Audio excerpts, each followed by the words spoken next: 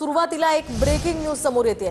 बच्चू कडूंना चर्चेसाठी बावनकुळेंनी मुंबईला बोलावलंय। बच्चू कडू आणि बावनकुळे यांच्यामध्ये फोनवरून संवाद झालाय।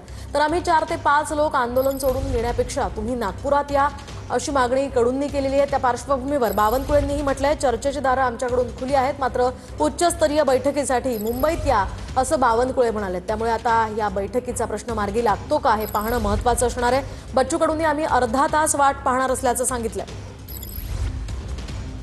म्हणतात मुंबईला या, तर मुंबईला इथून झाले 2 तास लागतं नाही म्हटलं तरी, तिथून अधिक 2.5 तास आणि 3 आणि 3 6 तास जाणार आमचे। आणि तिकून काही आमच्याजवळ पैसे नाही, स्पेशल फ्लाईट नाही याची, आणि स्पेशल फ्लाईट यांची घेतली तर अधिक आमच्यावर टीका होणार।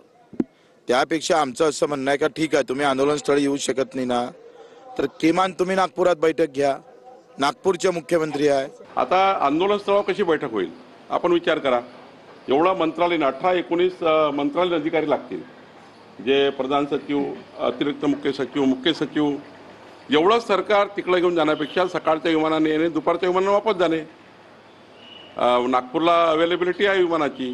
त्यांना आमची विनंती आहे की त्यांनी यावं चर्चेला, सर्व त्या ठिकाणी तोडगा काढावा। आम्ही शेतकऱ्याच्या बाजूने आहोत, तोडगा काढायला तयार आहोत। चर्चेचे दारं खुले आहेत, त्यांनी चर्चेचे दारं बंद करू।